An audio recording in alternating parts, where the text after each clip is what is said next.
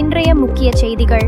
2026 தேர்தலுக்கான அறிக்கை தயாரிக்க டிவிகே 12 பேர் கொண்ட குழு அமைப்பு. கூட்டணி பேச்சு குறித்து கருத்து தெரிவிக்க கூடாது, காங்கிரஸ் தலைவர் உத்தரவு. தமிழகத்தை தலைசிறந்த மாநிலமாக மாற்றுவேன், முதல்வர் ஸ்டாலின் வாக்குறுதி. பொங்கல் பண்டிகை தேர்தல் விளம்பரமாக பயன்படுத்தப்படுகிறது, அண்ணாமலை குற்றச்சாட்டு. ஜனநாயகன் திரைப்பட வெளியீட்டுக்கு நீதிமன்ற தடை.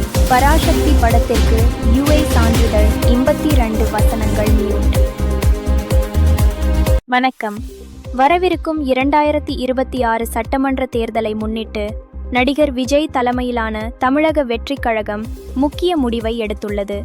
தேர்தல் அறிக்கையை தயாரிப்பதற்காக 12 பேர் கொண்ட குழு அமைக்கப்பட்டுள்ளதாக கட்சி அறிவித்துள்ளது. காங்கிரஸ் கட்சியின் தமிழ்நாடு தலைவர் செல்வ பெருந்தகை கூட்டணி பேச்சுவார்த்தைகள் குறித்து மூத்த தலைவர்கள் ஊடகங்களில் கருத்து தெரிவிக்க கூடாது என உத்தரவிட்டுள்ளார். 2026 தேர்தல் வாக்குறுதியாக தமிழகத்தை இந்தியாவின் தலைசிறந்த மாநிலமாக உயர்த்துவதே எனது இலக்கு என முதல்வர் மு.க. ஸ்டாலின் தெரிவித்துள்ளார். பொங்கல் பண்டிகையை தேர்தல் விளம்பரமாக திமுக அரசு பயன்படுத்துகிறது என பாஜக தமிழ்நாடு தலைவர் அண்ணாமலை கடுமையாக குற்றம் சாட்டியுள்ளார். நடிகர் விஜய் நடித்துள்ள ஜனநாயகன் திரைப்படத்திற்கு தணிக்கை சான்றிதழ் வழங்க தனி நீதிபதி பிறப்பித்த உத்தரவுக்கு தலைமை நீதிபதி தலைமையிலான அமர்வு தடை விதித்துள்ளது.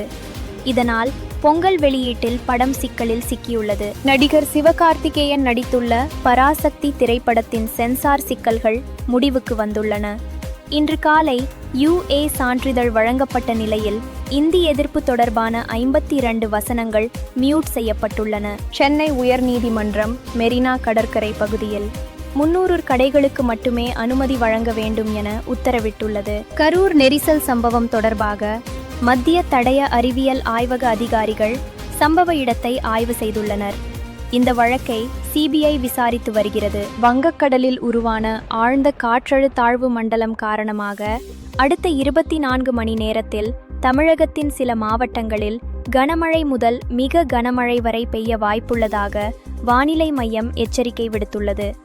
4 மாவட்டங்களுக்கு ஆரஞ்சு அலர்ட் அறிவிக்கப்பட்டுள்ளது. கனமழை முன்னெச்சரிக்கை காரணமாக சென்னையில் நாளை ஜனவரி 10, 2026 அனைத்து பள்ளிகள் மற்றும் கல்லூரிகளுக்கு விடுமுறை அறிவிக்கப்பட்டுள்ளது. சென்னையில் இன்று ஆபரண தங்கம் விலை சவரனுக்கு 400 ரூபாய் உயர்ந்து விற்பனை செய்யப்படுகிறது.